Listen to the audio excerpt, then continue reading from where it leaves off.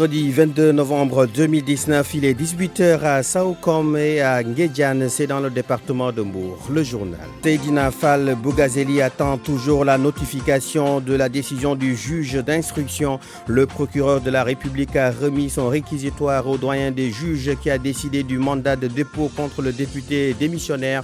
Nos sources précisent que Bougazeli est poursuivi pour association de malfaiteurs, contrefaçon de billets de banque, blanchiment de capitaux et corruption. La colère noire du collectif des victimes d'expropriation des terres, de la place à la nation à la télévision nationale. Les manifestants ont dénoncé ce qu'ils considèrent comme l'accaparement du foncier par un promoteur étranger. Ils ont réclamé leur indemnisation.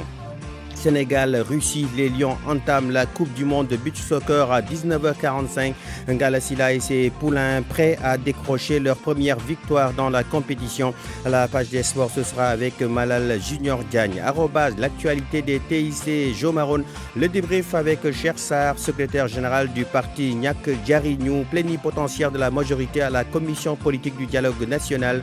Entretien sur l'état des lieux, les coalitions et le comité de suivi sur l'audit et l'évaluation du fichier électoral. Telles sont les grandes lignes de cette édition. Dans un court instant, le développement. Présentation à la technique Amadi Ndiaye. Mesdames et messieurs, bonsoir. Il n'attend que la notification de son déferment, de son placement sous mandat de dépôt. Seydina Fall Bougazeli devant le procureur de la République qui a fait son réquisitoire introductif et a retenu les charges suivantes. Association de malfaiteurs, contrefaçon de billets de banque et un cours légal au Sénégal, blanchiment de capitaux et corruption.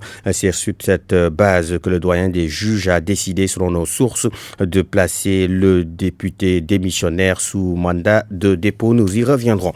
Les faux billets de banque dans les services de transfert d'argent. Aucun moyen pour les gérants de ces services de savoir si les billets qu'on leur donne sont de bons billets. Notre reporter Nafissatou Sila a fait un tour dans quelques services reportages. À la question de savoir comment détecter un faux billet, aucun de ces services de transfert d'argent ne dispose de machines de détecteur de faux billets de banque. Pour en avoir le cœur net, c'est la méthode classique, manuelle. Pour le moment, on n'a aucune idée sur ça. On ne sait pas si c'est bon ou pas. On fait juste des transactions. Peut-être qu'à la banque, c'est eux papa qui vont faire les vérifications pour voir si c'est un bon billet ou pas. Mais là, actuellement, nous n'avons pas de pouvoir faire ça. Pour savoir si l'argent c'est une faux billet ou non pas, tu prends l'argent, tu le mets dans ta main, tu le plies. Si tu laisses l'argent, s'il se déplie, tu vas savoir que c'est une faux billet. Mais s'il reste intact, ça veut dire que l'argent est bon. Ismaël Abba se contente juste de bien regarder. Vous voyez le billet là, il y a le logo, non? Vous voyez le logo. Le logo, il y a 10 000 aussi à l'intérieur. Avec les faux billets, on ne peut pas voir ça. Je prends mon temps, je prends mon temps. En comptant là, en comptant les billets aussi, il faut bien toucher ça. Quand tu touches, si c'est un faux billet, ça te dit quelque chose. Mariama John, cependant, reste sur ses gardes. On n'encaisse pas de gros montants ou des devises. Parfois, c'est un peu louche. Parfois, quand on veut nous donner des dollars ou bien on nous donne un chèque, on refuse de prendre ça parce qu'on se dit que c'est pas fiable et que ça peut être de faux billets. Alpha Diallo est gérant de transfert d'argent au marché de Wakam. Il a une fois encaissé des faux billets de banque. Les faux billets, on les amène les soirs. Parce que les soirs, il y a beaucoup d'ambiance, il y a beaucoup de monde. Ils profitent là-bas pour amener l'argent. Mais tu ne peux pas le savoir parce qu'il y a beaucoup de monde. J'ai fait que ça une fois, mais moi je ne connaissais pas les faux billets. Parce que le grand n'était pas là. C'est lui qui est venu pour que je lui montre ça et m'a dit que c'est une faux billet. Jusque-là, le faux monnayage est en train de gangréner silencieusement notre économie et aucun mécanisme pour les profanes de pouvoir reconnaître ces faux billets de banque. C'était le reportage de Nafissatou Sila. Plusieurs personnes ont sonné la mobilisation cet après-midi en se massant à la place de la Nation, ex-obélisque. Après, c'est une marche pacifique qui se termine devant les locaux de la RTS, la radiodiffusion télévision sénégalaise. Le collectif des victimes d'expropriation des terres fustige ce qu'il appelle l'accaparement de son bien foncier par un promoteur privé étranger. Les manifestants exigent des indemnisations. Leur porte-parole Ousmane Ndiaye avec Oumar Mbow. On ne peut pas déshabiller Paul et habiller Jean. On a demandé à l'État de revenir sur sa décision. Ainsi, l'État nous a remis 20 hectares. À partir de ces 20 hectares, nous avons travaillé avec les organismes qui se trouvent au niveau de Revisi, c'est-à-dire cadastre, urbanisme et domaine. Nous avons eu tous les documents actés. Nous avons démarré le travail. Entre-temps, le travail a été arrêté. Le ministre de l'Environnement était là. Et aussi, le ministre de l'Économie et des Finances a envoyé ses chefs de service en disant que Macky Sall veut revenir sur sa décision. C'est-à-dire qu'il veut faire le non-dit. On dit non à ce Warwakhet-là. C'est ça qu'on dénonce. Actuellement, on est prêt pour que ce site actuellement soit transformé en un cimetière. Le cimetière de Bakia numéro 2 au niveau de Tiaoun, actuellement, cela sera les 20 hectares. Parce que la population actuelle est prête pour donner sa vie. Même actuellement, nos enfants, nos familles nous soutiennent. Donc nous dénonçons l'injustice qui se trouve au Sénégal. Personne ne va accepter ces responsables-là qui gèrent l'administration. Ils ne vont jamais accepter jusqu'à ce que le champ de leur père ou la maison de leur père soit expropriée par une autre personne. Donc on dit niet. Il est 18h passé de 7 minutes. Vous suivez le journal sur RFM. Clin d'œil à nos auditeurs de Tableau Tiwawan. RFM 94.0, la radio en puissance. Le maraîchage pour lutter contre l'immigration clandestine et l'exode rural. La stratégie donne des résultats probants à Ndiéfoun Farba, un village de la commune de Toubatoul dans le département de Thiès. Après quelques hectares dédiés aux femmes et aux jeunes, le projet a également des effets bénéfiques sur la sécurité alimentaire. Là-dessus, les détails avec Cheranta Diop.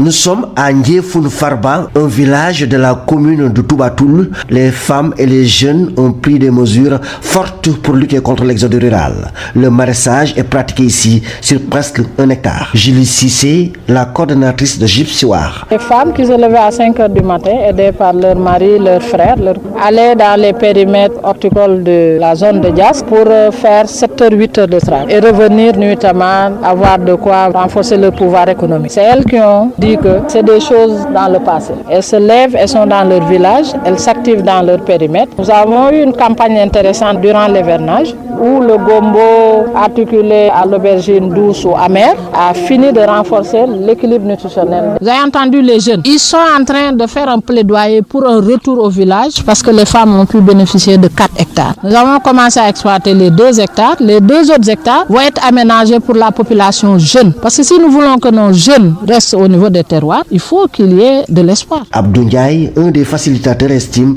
que ce projet va définitivement régler le problème du chômage dans cette localité. Du manioc, de la patate, de l'aubergine, ils ont pu récolter quand même. Je ne vais pas dire beaucoup d'argent, c'est encore trop tôt, mais vraiment il y a un début de solution par rapport au problème de pauvreté qui avait été identifié. Les habitants du village de Ndiéfoun Farba ont pris conscience que seul le secteur de l'agriculture peut sortir la population de la pauvreté. RFM Thiès, Cheikh Anta Diop. Cheikh Anta Diop 102.5, c'est la fréquence de RFM à Thiès. Le préfet de Dakar engage la guerre contre les panneaux publicitaires et autres objets encombrants sur l'emprise des grands axes routiers de Dakar.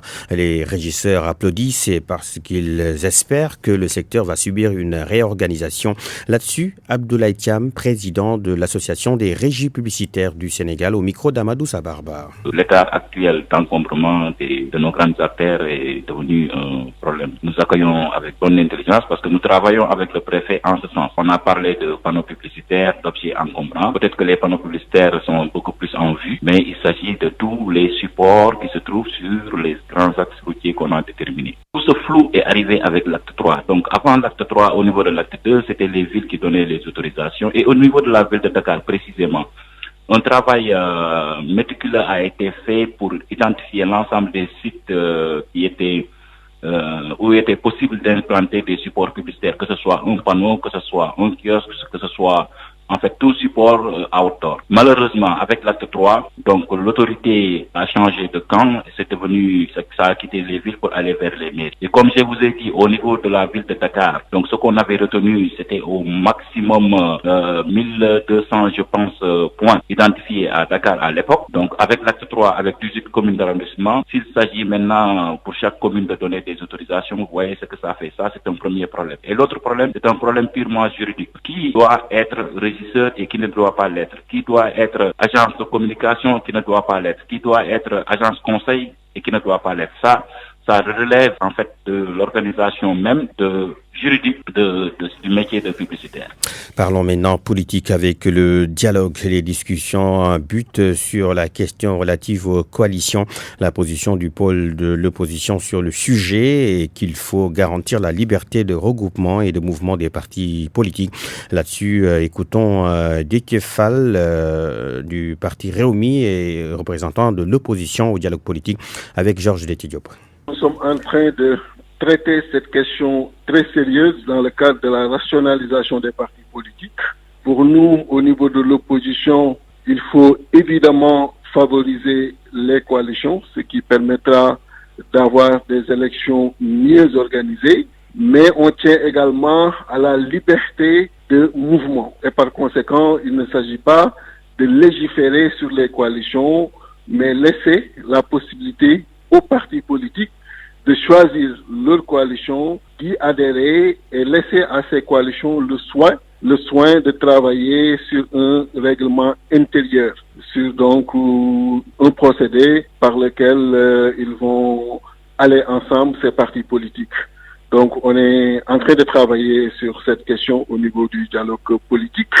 Bien évidemment, il va falloir décliner les différents types de coalitions et nous pensons qu'il y a lieu de réfléchir sur les coalitions électorales, sur les coalitions parlementaires et éventuellement sur les coalitions gouvernementales. Et pour chaque type de coalition, donc donner une définition, un mode de fonctionnement et définir ses missions tout en respectant pour nous au niveau de l'opposition cette liberté de mouvement.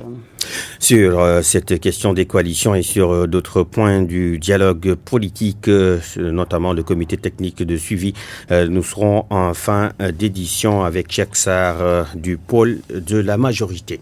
18h13. Bonsoir Malal Junior Diagne. Bonsoir Amar Ndion. L'actualité sportive, c'est le beach soccer, Malal. Avec le début de la Coupe du Monde pour l'équipe nationale du Sénégal à 19h45, les Lions jouent leur premier match.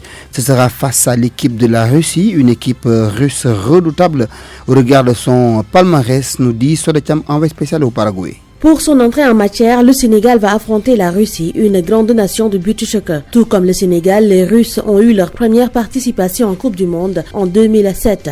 Pour cette première année, ils n'avaient pas dépassé la phase de groupe. Mais en 2008 et 2009, les Russes ont atteint les quarts de finale. Et ce fut un déclic pour eux. Les Russes ont ainsi réussi à bouleverser la hiérarchie de la discipline. La Russie remporte la Coupe du Monde pour la première fois en 2011, puis en 2013. Mais par la suite, les Russes perdent le titre de champion du monde qu'ils avaient gagné 2 fois d'affilée et terminent à la 3e place en 2015. L'édition précédente, les hommes de Mikhail Likhachev ratent Bahamas en 2017. Pour cette édition de 2019, la Russie semble signer son grand retour. La preuve, elle a remporté ses 8 matchs dans les qualifications européennes. C'est d'ailleurs la seule équipe parmi les qualifiés européens à avoir réussi à ne pas encaisser de but pendant une partie. La Russie est aussi 4 fois vainqueur de l'Euro Beach Soccer League et a remporté 2 fois la Coupe d'Europe de Beach Soccer. Alors, les coéquipiers de Alcey Ndiaye savent à quoi s'attendre ce soir à 19h15 face à la Russie. Sodetiam, Asunción, Paraguay, Radio Futur Média. Le ballon foot à présent avec le début de la 14e journée en France, avec aujourd'hui le Paris Saint-Germain, leader de ce championnat, qui joue contre l'équipe de Lille. Les Parisiens comptent dans le rang la présence de Neymar. Demain, on aura à 16h30 l'équipe de Lyon qui reçoit l'équipe de Nice. Autre rencontre prévue, Angers contre Nîmes. Rennes joue contre l'équipe de Dijon. Rennes, c'est l'équipe des Sénégalais Gomis Mbaye Niang. En Italie, également, on va jouer demain pour le compte de la 13e journée. La Juve qui joue contre l'Atalanta Bergame, ce sera à 14h. La Juve sera sans Ronaldo. Naples joue contre l'AC Milan. Torino reçoit à 19h45 l'équipe de l'Inter Milan. En Allemagne, le Bayern joue contre l'équipe de Francfort, l'équipe de Düsseldorf. Le Bayern est 3e, Düsseldorf est 13e.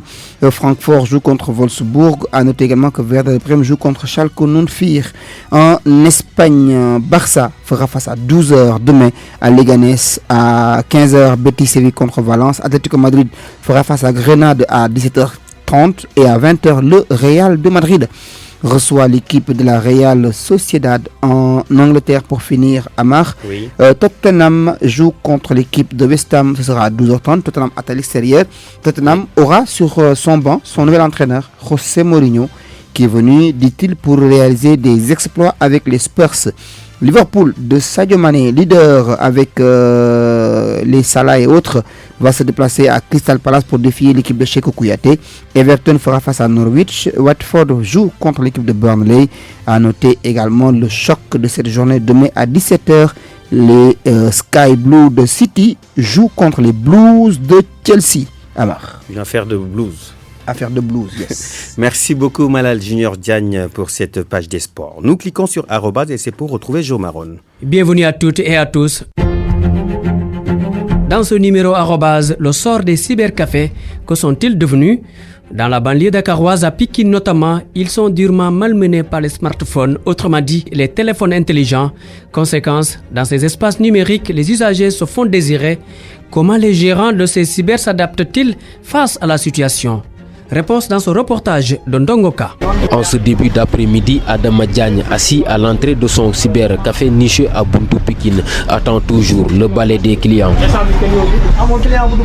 Pourtant, en 2013, Adama, avant de démarrer ce business, savait que les cybercafés sont en passe d'être bousculés par les smartphones appelés téléphones intelligents, mais a voulu tout de même se lancer dans ce domaine. Au début, dans les cyber, tu viens, tu prends par exemple 1 heure de temps et les gens se faisaient la queue pour pouvoir se connecter. Mais maintenant, ils ne le font plus. Les gens préfèrent se connecter avec leur téléphone à la maison.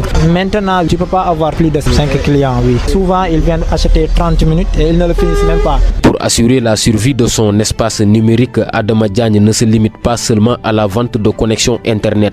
Il propose aussi d'autres services. Si tu ne le fais pas, tu ne vas pas t'en sortir. Avec les charges, l'électricité, le courant, l'Internet, la location, faire ce qu'on appelle une étude de marché pour voir si tu es proche de l'école ou bien de mairie pour pouvoir faire plus de photocopies, services de transfert d'argent. Dans un autre cybercafé, les occupants des box trouvés sur place sont tous des élèves. Ils profitent bien de leur pause avant de retourner en classe. À Richatol, dans la région de Saint-Louis, des gérants de cybercafés ont pu changer de méthode. Ils ont diversifié les activités pour ne pas fermer. Mamadou Diagne. Longtemps prisés par les utilisateurs de l'Internet, les cybercafés sont aujourd'hui relégués au second plan à cause de l'avancée de la technologie. Une situation certes difficile selon Maguette Dieye, gérant de cybercafé. On le vit difficilement, on devait s'y préparer, mais malheureusement, c'est pourquoi aujourd'hui nous vivons avec beaucoup de difficultés. Les clients se font rares, les prestations ne marchent plus. J'ai d'autres alternatives, par exemple je fais de l'infographie, de la saisie et tant d'autres. Nostalgique, Lamine Belassène, ancien utilisateur des cybercafés, trouvé juste devant sa maison, se remémore de l'épopée des cyber. C'était le seul moyen de se connecter à Internet avant l'événement des téléphones portables. À Richatol, il y avait beaucoup de cybercafés. C'était le lieu de rendez-vous pour pouvoir connecter, faire des téléchargements et également pour pouvoir quand même communiquer sur Internet. Il y avait une grande ambiance, on rencontrait beaucoup de gens. Des espaces de connexion qui aujourd'hui se font rares de plus en plus dans la ville sucrière, raison pour laquelle les gérants se tournent vers d'autres activités plus rentables. Elle s'appelle Eva So Ebion, cofondatrice de Kinaya Venture. Elle veut, autour d'une cartographie, réunir les petites et moyennes entreprises, les startups, les entrepreneurs entre autres, pour une vision commune au bénéfice de l'écosystème du numérique. Elle a initié hier jeudi un workshop auquel plusieurs acteurs ont pris part. On a tous vu la tendance autour des incubateurs, des accélérateurs ces dernières années. Beaucoup ont vu naissance, beaucoup d'espaces de coworking, dont des espaces dédiés à l'innovation. Seulement, en face de ces espaces-là, on a des entrepreneurs. Monsieur Ndiaye du ministère qui disait que les incubateurs aujourd'hui ne répondent à peine à 10% de la demande qui vient des entrepreneurs. Donc, il y a une demande, mais comment est-ce qu'on structure l'offre pour répondre à cette demande? On ne sait pas réellement quelle est la méthodologie qui est proposée par l'ensemble de ces incubateurs, accélérateurs, hubs, de manière générale. On ne sait pas quelle est l'expertise des uns et des autres. Et notre idée est de pouvoir cartographier les capacités de ces différents acteurs, cartographier l'expertise qu'ils offrent aux entrepreneurs et de pouvoir permettre à un entrepreneur de savoir qu'en fonction du stade de développement où il se situe, il puisse savoir quel est le hub en face qui lui apportera la meilleure réponse. Kayel, c'est à 8 km de la commune de Mbaké. La localité abrite le 28 novembre prochain la journée nationale de l'élevage. Mais attention, le réseau téléphonique est très mauvaise, la connexion internet presque inexistante. Les complaintes des usagers recueillies par Marema Diop. Réseau téléphonique et internet, c'est un problème. On constate qu'on n'a même pas de réseau pour faire passer des appels. Voilà. Maintenant, même pour se connecter, c'est une difficulté. Au moment où je vous parle, nous ne pouvons pas nous connecter. On a de sérieux problèmes de réseau. Regardez, je suis en train d'appeler, mais ça ne passe pas. La personne que vous avez appelée est indisponible. Veuillez laisser un message après le bip sonore. Vous l'avez vu vous-même. Nous avons de sérieux problèmes de couverture, vraiment du réseau. Et ça ne s'explique pas. Nous sommes à 8 km de Mbaké, donc à maintes reprises, moi, Elhadji Ba, maire de la commune de Kayel, j'ai été dans leur bureau pour parler de ce problème. Malheureusement, il n'y a pas de suite. Arobas, c'est fini. À la technique pour le mixage, Malang Vito Sonko. Merci d'avoir suivi. Merci beaucoup, Jo Maron. Nous allons retrouver notre reporter Abdoulaye Diop en direct. Bonsoir, Abdoulaye. Bonsoir, Mahmoud Amar. Seydina Fall Bougazeli a effectivement reçu la notification de son placement sous mandat de dépôt. Vous l'avez dit à Mahmoud Amar, son avocat, M. Elhadji Diop, l'a confirmé. Seydina Fall Bougazeli va donc passer sa première nuit en prison. Il est poursuivi pour association de malfaiteurs, trafic de faux billets et corruption. Ce sont là donc l'essentiel des chefs d'accusation qu'on reproche à M. Seydina Fall Bougazeli, ancien député, confirmé aujourd'hui par son avocat, M. Elhadji Diop, qui vient tout juste de partir, Mahmoud Amar. Très bien, c'était donc Abdoulaye Diop, notre reporter, qui vient donc de confirmer ce placement sous mandat de dépôt de Seydina Fall Bougazeli, le député démissionnaire. Nous y reviendrons dans nos toutes prochaines éditions. Le débrief après 23 minutes après 18h. Nous sommes en ligne avec Chersal. Bonsoir. Bonsoir, Nguyen. Vous êtes le secrétaire général du parti Nyak Jariñu et plénipotentiaire de la majorité à la commission politique du dialogue national. D'abord, cette histoire de coalition peut être décrite comment? Oui, en fait, cette histoire de coalition fait partie, si vous voulez, de l'ordre du jour de la commission politique du dialogue national, parce qu'au niveau de l'objectif spécifique numéro 5, nous discutons du rôle des partis politiques dans le renforcement de la démocratie. Et l'un des sous-points, c'est l'existence de coalitions, pour ne pas dire la codification des coalitions. Nous sommes actuellement nous sommes en train de discuter de ça. Oui. Et il faut remarquer que tout le monde est d'accord au Sénégal aujourd'hui que les coalitions jouent un rôle central. Et nous, notre position au niveau de la majorité, c'est de prendre des mesures incitatives pour qu'il y ait le plus grand rassemblement possible, et ça clarifie un peu le jeu, mais ça clarifie aussi les prises de position des différentes entités. Et concernant le comité technique de suivi sur l'audit et l'évaluation du fichier, comment ce comité va travailler pour enrichir le débat politique au sein de la commission? C'est qu'auparavant, Mamadou, je voudrais préciser que ce point-là qui est en discussion sur les coalitions. Oui, allez-y. On a une certaine divergence qu'on a constatée avec l'opposition, parce qu'il faut remarquer que la majorité, les non-alignés et la société civile considèrent qu'il faut rester dans les dispositions actuelles de la Constitution, particulièrement l'article 4 de la Constitution, qui dit que les coalitions, c'est des coalitions de partis politiques. Nos amis de l'opposition veulent qu'on l'élargisse à des personnalités physiques indépendantes. Oui. C'est pour cela qu'on n'a pas encore eu de consensus. Nous continuons à discuter, mais c'est la divergence principale que nous avons, parce que nous avons pensé que la commission du dialogue politique n'est pas une assemblée constituante pour pouvoir changer la Constitution en y intégrant des éléments qui ne figurent pas. Nous travaillons pour le moment avec ce qui existe, les dispositions actuelles. Voilà pourquoi il y a peut-être cette divergence-là. L'autre élément qui est actuel au niveau de la commission nationale, la commission politique du dialogue national, c'est que nous avons mis en place un comité de suivi de l'évaluation du processus électoral et de l'audit du fichier. Oui.